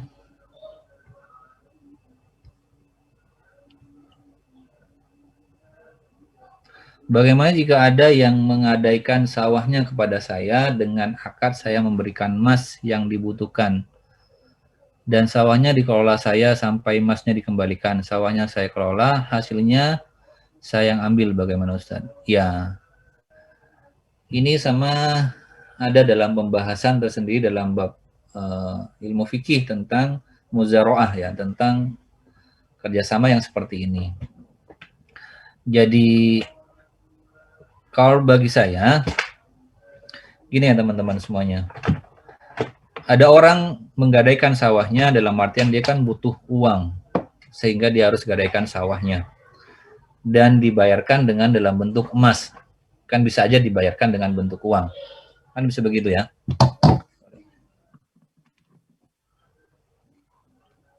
Tapi ini dibayarkan dalam bentuk emas. Ini memang yang banyak berlaku di daerah-daerah, memang banyak yang seperti ini. Dan tanahnya dikelola untuk hasilnya pun diambil sama yang mengambil gadai. Nanti baru dikembalikan kembali apabila si pemilik tanah sudah bisa membayar kembali emasnya. Kan begitu ya. Jadi ada orang mengambil gadai tanahnya, dan sawahnya dikelola oleh yang pengambil gadai. Jadi istilahnya gini, ini kan sama aja yang punya tanah itu butuh uang dan dijadikan jaminlah si tanah itu. Begitu kan? Intinya orang itu menggadaikan tanahnya karena lagi butuh uang. Sehingga dia gadaikan tanahnya. Digadaikan dalam hal ini adalah sebagai jaminan, bisa jadi sebagai jaminan. Tapi oleh orang yang tanahnya, tapi oleh pengambil gadai tanahnya dikelola. Dikelola dan hasilnya diambil sendiri. Ini ada bahas pembahasan tersendiri dalam bab ini. Insya Allah secara detail nanti saya akan juga sampaikan nanti di WA, mungkin saya akan kirimkan ke Mas Osi bagaimana detailnya untuk pembahasan ini. Tapi kalau buat saya kurang setuju dengan akad yang seperti ini. Karena apa? Saya merasanya orang yang mengambil gadai ini setidak-tidak langsung sebenarnya ingin membantu orang yang punya tanah karena lagi butuh uang. Namun akhirnya mata pencaharinya kita ambil, tanahnya kita ambil untuk kita kelola dan hasilnya kita ambil. Jadi mengambil kemanfaatan di dalam membantu orang. Atau setidak langsung kan meminjamkan uangnya, meminjamkan emasnya, jaminannya adalah tanah. Dan tanah sawah atau sawah, dan sawahnya itu dikelola. Ini tidak boleh dalam Islam hal yang seperti ini. Karena mengambil kemanfaatan dari situ. Kalau emang ingin membantu, niatannya ingin membantu orang yang punya sawah, yang sedang kebutuhan, bantu saja, kasih pinjaman.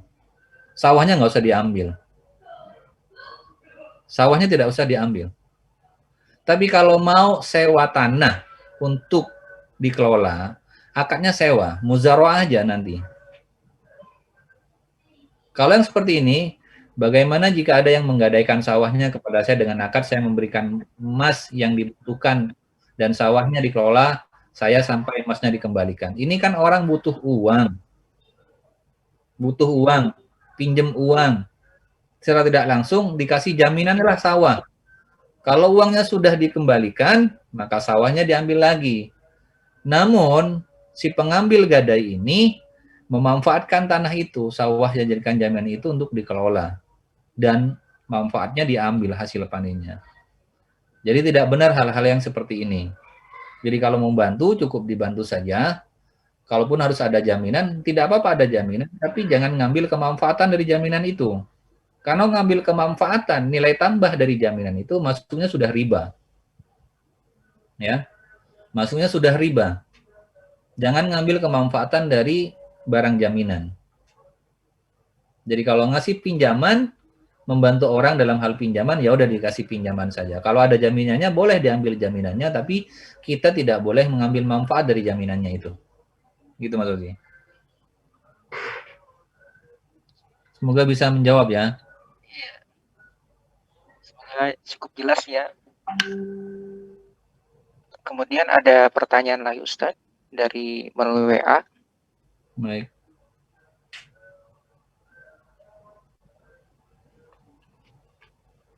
Bagaimana dengan istri yang bekerja? Bolehkah dalam Islam?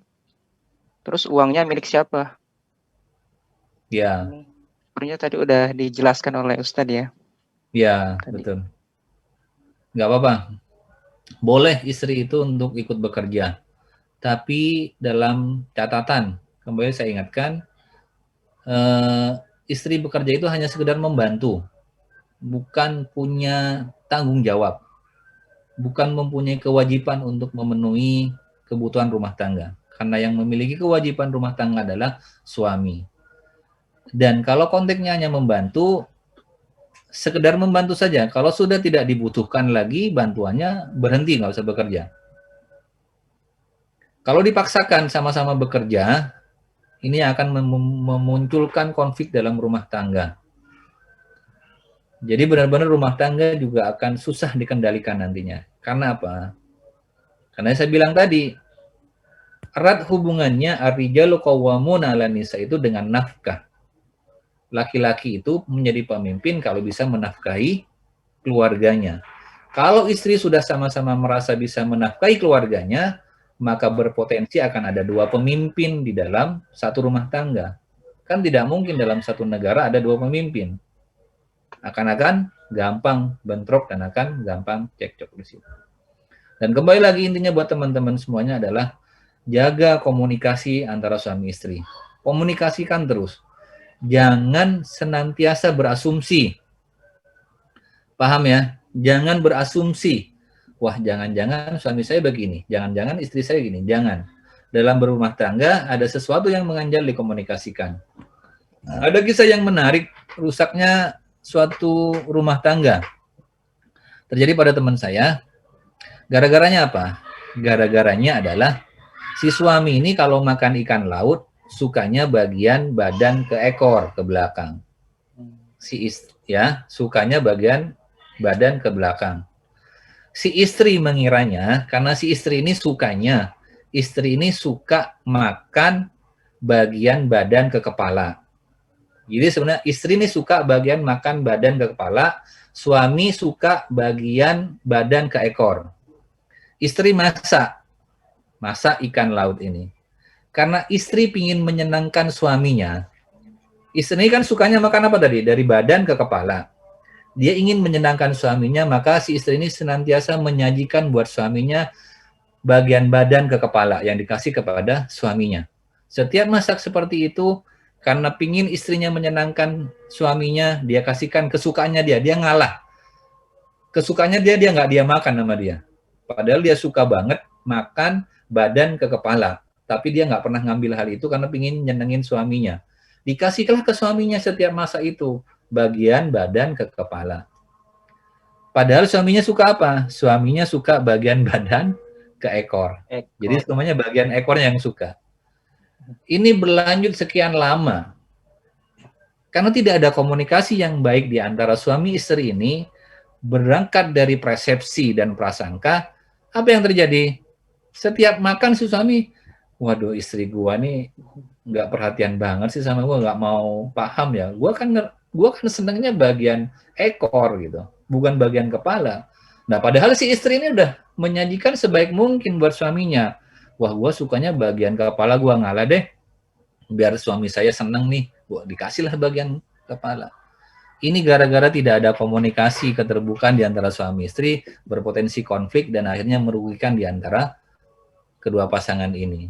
Maka perlu dikomunikasikan, termasuk dalam hal untuk memenuhi kebutuhan rumah tangga. Jadi kalau istri mau bekerja, ya izin dulu sama suami. Kalau emang lagi butuh bantuan untuk memenuhi kebutuhan rumah tangga, ya nggak apa-apa. Kalau ditanya buat siapa uangnya, buat istri apa buat suami atau buat bersama? Selama ini yang dipahami, kalau uang suami, uang istri juga. Gitu kan? Istri. Iya kan? Iya Uang Ustadz itu. suami adalah uang istri juga. Kebanyakan gitu Ustadz. Kebanyakan gitu ya. Persepsinya. Tapi kalau uang istri adalah uang istri saja. Apakah seperti itu pada kenyataannya? Seharusnya tidak seperti kalau dalam Islam. Yang namanya dalam rumah tangga adalah untuk membangun rumah bersama. Tadi sudah disampaikan di awal, ada hubungan sosial ekonomi antara di dalam keluarga itu dalam perspektif sosiologi ya. Jadi uang siapa? Ya uang bersama, uang keluarga dalam memenuhi kebutuhan keluarga. Nah, terus buat apa kalau istri bekerja, uangnya dipakai istri saja? Terus buat apa terus jadinya? Suaminya terus apa fungsinya nantinya? Si istri karena sudah merasa bisa memenuhi kebutuhannya sendiri, tidak perlu lagi, akhirnya nggak butuh lagi sama suaminya kalau sudah begitu. Nah, untuk bilang mindali kalau hal seperti itu terjadi. Jadi ketergantungan nanti istri terhadap suami tidak ada nantinya. Jadi tidak harus istri itu harus bisa mengerjakan semua hal. Yang paling penting adalah istri bisa bagaimana memanage keuangan keluarga. Saya tanya gini, bagaimana kalau dalam rumah itu ada bocor, genteng kita bocor, yang benahin istri.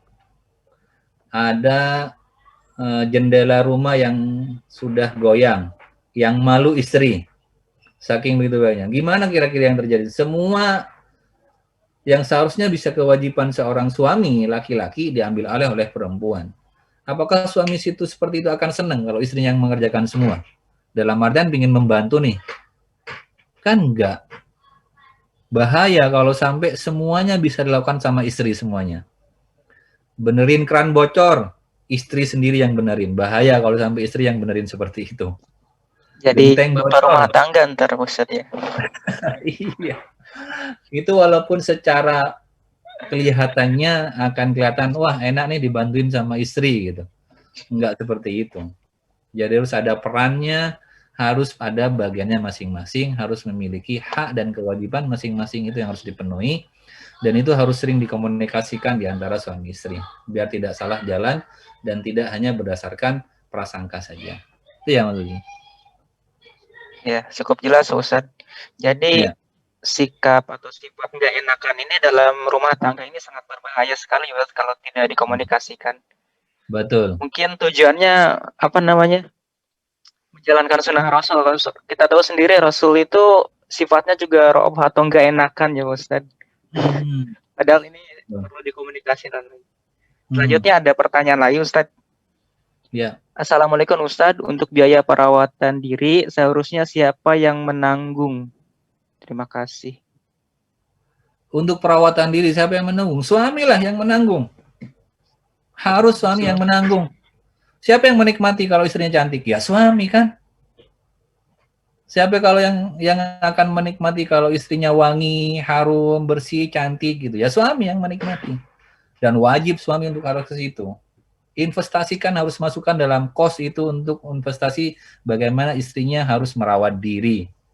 Saya mewajibkan kepada istri saya harus merawat diri. Dalam sebulan sekali saya spare budget untuk ke situ. Karena saya melihat istri saya cantik, wangi, bersih, harum. Kalau ada pos untuk olahraga juga malah bagus lagi di situ.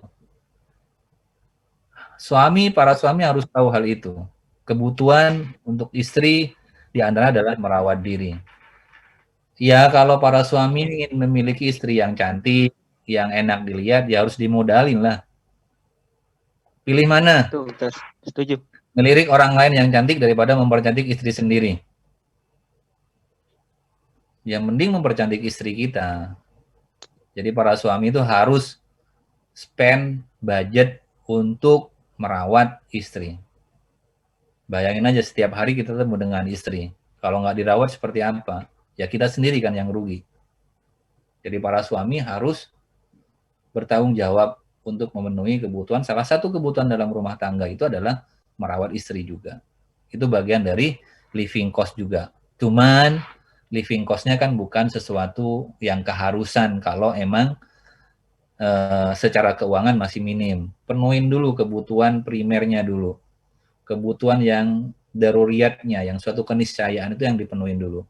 Kalau sudah ada sisanya dari situ, baru sudah mulai membuat pos-pos untuk yang di bawahnya, termasuk perawatan diri sudah harus masuk dianggarkan kalau emang secara keuangan sudah bisa memenuhi ke arah ke sana. Kalau sudah kebutuhan primernya sudah terpenuhi, sekunder sudah terpenuhi, baru yang tersiernya boleh dilakukan. Jadi kalau ditanya tanggung jawab siapa untuk merawat diri, tanggung jawab suami. Ya, cukup jelas Mbak Fatia Baik, ya. Rudi. Jadi suami yang menanggung. Ya, kemudian ada satu lagi Pak Ustadz yang masuk. Tapi mau pertanyaannya, kalau penghasilan istri lebih banyak, bagaimana Ustadz? Terima kasih. Ini musibah. Musibah ini. Kalau pendapatan istri lebih banyak. Kenapa dibilang musibah? Kalau tidak pintar-pintar tapi ya. Kalau si istri itu tidak hadir sebagai pribadi yang menghargai posisi suami, yang tidak taat terhadap suami. Biasanya kebanyakan dalam tanda kutip, semoga tidak dalam teman-teman di sini. Egonya akan tinggi orang yang memiliki ekonomi lebih tinggi, penghasilan lebih tinggi terutama perempuan. Makanya di dalam agama dianjurkan untuk mencari pasangan yang sekufu. Tahu sekufu ya? Sekufu itu sama. Sekufu. Kalau di dalam mazhab Asy-Syafi'i, kalau dalam Asy-Syafi'i ya, itu adalah menjadi prioritas utama di dalam salah satu mencari pasangan. Harus mencari pasangan yang sekufu. Sekufu apa? Sama, baik dalam hal, terutama dalam hal agama, dalam hal keilmuan, dalam hal harta. Sekufu. Dan yang sangat dianjurkan kalau si laki-laki ini lebih tinggi kedudukannya daripada si perempuan dalam segala hal. Lebih dianjurkan seperti itu. Namun kan memang ada nanti kenyataannya di lapangan bahwa ada sebagian kecil, dan ini hanya sebagian kecil saja, yang wanitanya lebih dominan daripada si laki-lakinya. Kalau sudah seperti ini, seperti apa yang harus dilakukan? Yang harus dilakukan adalah para suami harus menjaga marwah. Berusaha bagaimana untuk bisa melebihi dari istri. Namun kalau tidak bisa karena memang sudah istri yang lebih dominan, maka para istri harus memahami posisinya bahwa suami kalian adalah pemimpin buat kalian. Jangan jadikan harta kalian yang lebih banyak hingga memunculkan ego, merasa lebih mampu, merasa lebih berkuasa, merasa punya peran lebih penting dalam keluarga sehingga meremehkan suaminya, tidak taat pada suami. Si penghuni neraka paling banyak diisi oleh kaum wanita. Karena salah satu adalah keikutsertaan dalam diri wanita. Padahal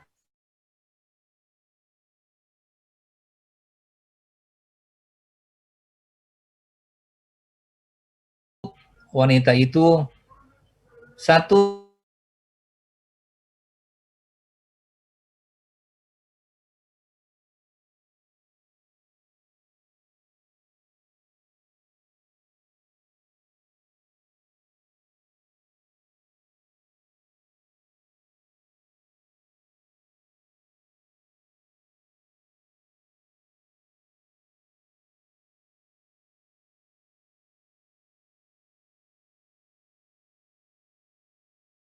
jadi istri harus benar-benar mendapatkan ridha dari suaminya. Kalau suaminya sudah ridha terhadap istrinya, maka sudah surga balasannya.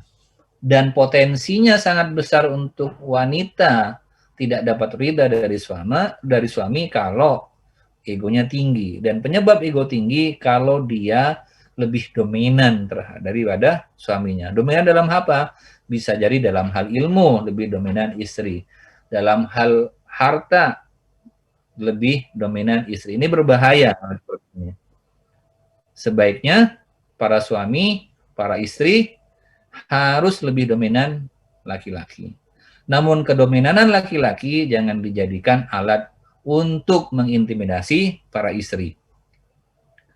Namun kedominan laki-laki yang sudah di-default oleh Allah Subhanahu wa taala bahwa laki-laki adalah qawwam hanyalah sebagai pemimpin dalam rumah tangga. Jadi harus mengerti hak dan kewajibannya. Contohnya gini, kita sering mendengar bahwa ibu itu adalah madrasah pertama dalam pendidikan anak-anak, betul kan?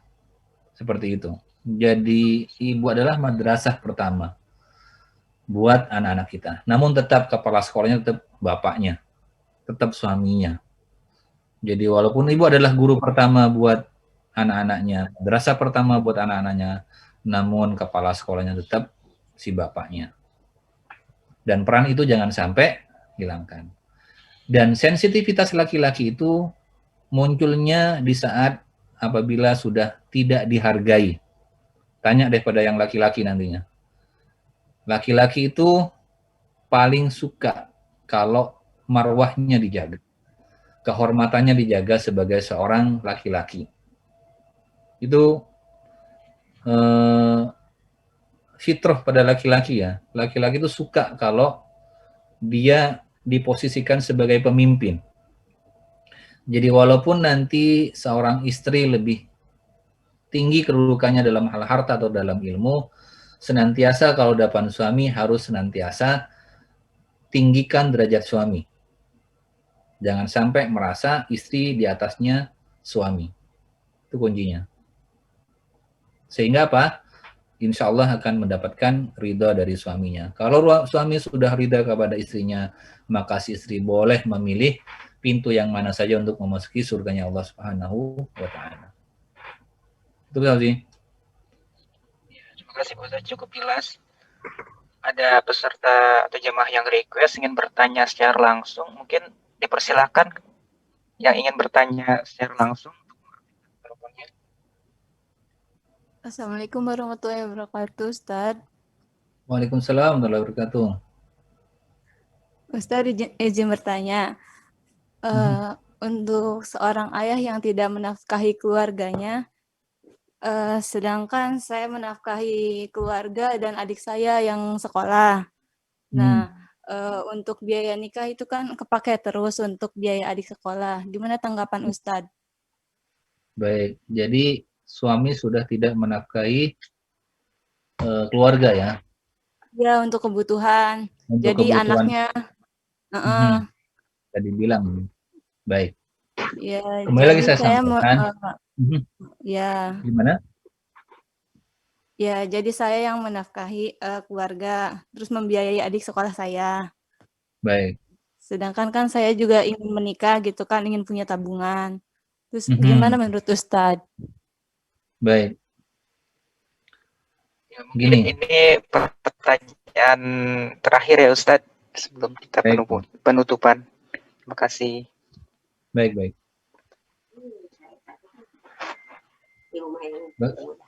Oh, Arif, kayak tungguan aja. Baik. Sebenarnya apa sih poin penting suami dalam rumah tangga? Peran penting suami dalam rumah tangga buat seorang istri. Apa? Teman-teman bisa menjawab. Yang paling penting dari suami terhadap istri apa? Yang paling penting keberadaan suami buat istri adalah suami itu diharapkan ridhonya yang pertama. Berharap ridho dari suami. Karena tujuan hidup itu adalah untuk menggapai surganya Allah. Bukan semata-mata untuk di dunia saja. Jadi pemenuhan nafkah itu bukan yang paling utama di dalam rumah tangga. Tujuan yang paling utama dalam rumah tangga, terutama tujuan peran suami terhadap istri adalah bagaimana istri mendapatkan ridha dari suami. Dan saya sudah sampaikan tadi di awal bahwa keluarga itu adalah jembatan untuk kita menuju surganya Allah Subhanahu wa taala dan niatkan untuk beribadah. Jadi pemenuhan nafkah yang tidak dipenuhi oleh suami terhadap keluarga itu bukan tujuan utama. Tujuan utama adalah berharap ridho dari suami. Bagaimana sekarang kalau suami tidak memenuhi nafkah terhadap keluarganya dan dipenuhi oleh istrinya? Pertanyaannya, terpenuhi nggak sekarang nafkahnya? Insya Allah pasti terpenuhi semuanya, walaupun yang bekerja adalah istrinya. Karena apa? Karena setiap orang sudah memiliki jatah rezekinya. Allah sudah menyampaikan dalam Al-Quran, tidak ada satu binatang melata pun di muka bumi ini yang tidak Allah jamin rezekinya. Wa ma min dabatin fil ardi illa 'alallahi rizquha. Tidak ada satupun binatang melata di muka bumi ini yang Allah tidak jamin rezekinya. Allah sudah pasti jamin. Anak kita sudah punya rezeki sendiri. Kita sebagai seorang suami punya rezeki sendiri. Kita sebagai seorang istri punya rezeki sendiri. Jadi sebenarnya tanpa suami pun istri sudah punya rezeki. Anak pun sudah punya rezeki. Walaupun tanpa suami. Walaupun suami tidak menafkahinya. Dan kalau suami yang menafkahi istrinya, sebenarnya itu sudah gabungan dari rezeki suami dan rezeki dari istrinya.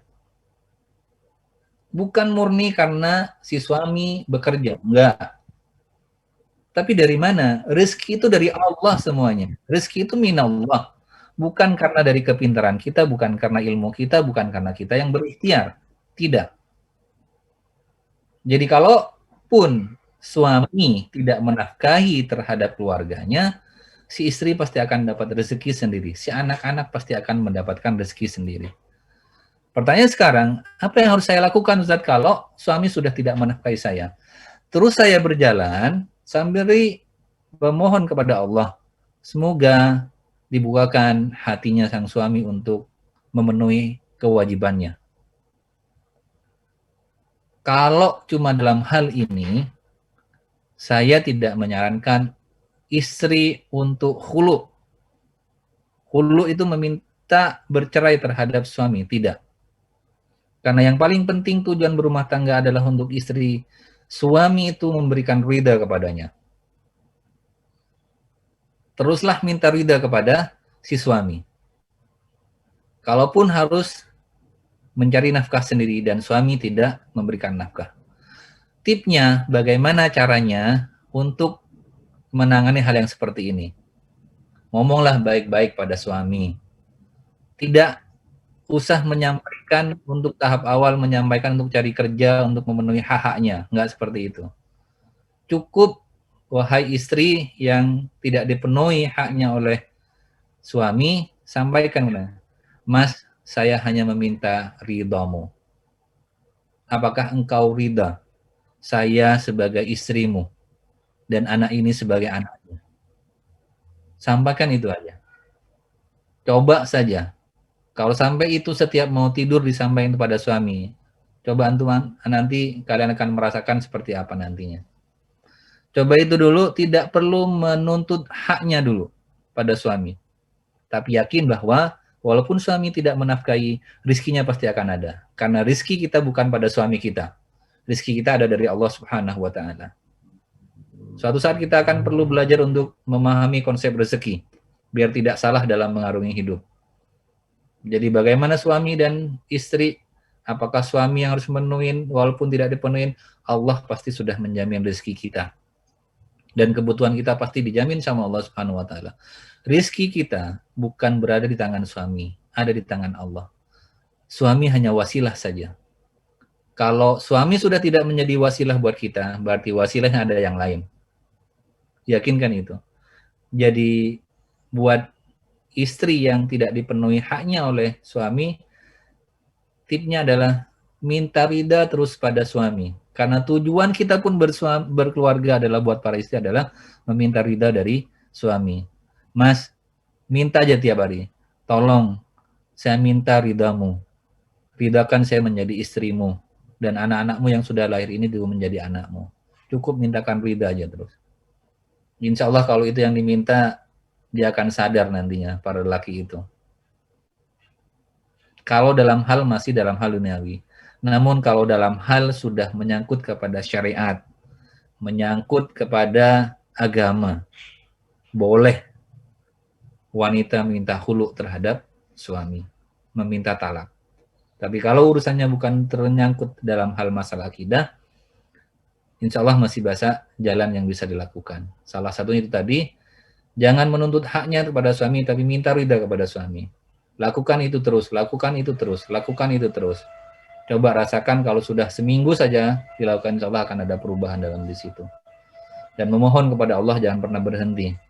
Karena ya muqallibal qulub, yang maha membolak-balikkan hati manusia adalah hanya Allah.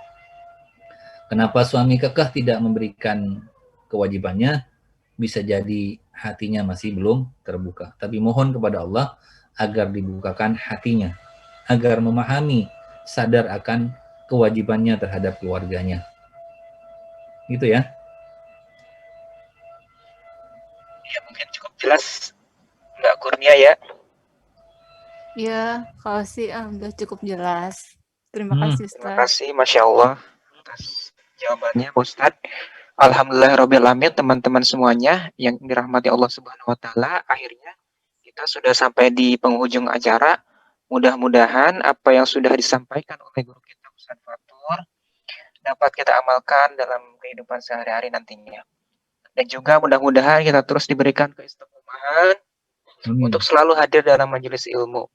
Terima kasih sekali lagi kepada Ustadz Fatur atas materi yang telah diberikan pada hari ini. Semoga nantinya mendapat keberkahan untuk kita semua. Amin. Rabbal alamin. Mungkin ada kalimat terakhir Ustadz untuk penutup kajian ini. Baik, terima kasih Mas Lutfi. Buat teman-teman semuanya, yakin bahwa rezeki itu bukan hanya berupa harta. Rezeki itu banyak macamnya. Anak yang soleh, kesehatan, keimanan adalah rezeki yang paling tinggi. Harta itu adalah rezeki yang paling rendah dari Allah Subhanahu wa Ta'ala buat kita semuanya. Dan penting sekali buat teman-teman semuanya untuk terus mengupdate diri, untuk terus menambah ilmu khususnya dalam ilmu agama. Karena itu akan menuntun kehidupan kita biar lebih tenang, lebih bahagia baik dunia dan di akhirat. Dan menyangkut masalah keuangan, sesuaikan keinginan dengan kemampuan. Jangan paksakan syahwat kita. Karena ulama juga menyampaikan, termasuk orang yang lemah akarnya, yang syafiq, apabila dia membeli semua yang diinginkannya. Jadi tidak semua yang kita inginkan harus kita beli. Kita harus benar-benar pintar mengelola keuangan kita. Itu aja buat teman-teman semuanya. Semoga Allah memberikan ridhanya buat kita semua. Menjadikan kita hamba-hamba yang senantiasa haus akan ilmu, terutama ilmu agama. Sehingga dengan ilmu itu kita dimudahkan untuk menempuh jalan menuju surganya Allah Subhanahu wa Ta'ala. Barakallahu li wa lakum Wassalamualaikum warahmatullahi wabarakatuh. Waalaikumsalam warahmatullahi wabarakatuh. Sebelum live kita screenshot dulu ya Ustadz. Baik. Ya, mungkin Saudara Diana bisa screenshot. Bagi teman-teman yang ingin mengaktifkan kameranya dipersilahkan ya.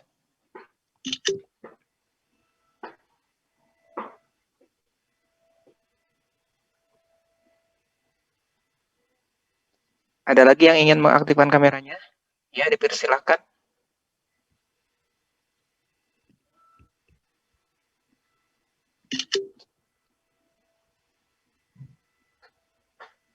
Ya. Baik teman-teman semuanya, melihat waktu sudah mendekati zuhur juga, akhirnya saya pamit untuk mewakili seluruh panitia. Mohon maaf jika terdapat kekurangan. YouTube dengan majelis. Subhanakallahumma bihamdika asyhadu an la ilaha illa anta astaghfiruka wa atubu ilaik. Terima kasih pada Ustadz Fatur telah berkenan mengisi di Gen Z untuk yang kedua ya Ustadz ya. Sebelumnya udah pernah. Alhamdulillah.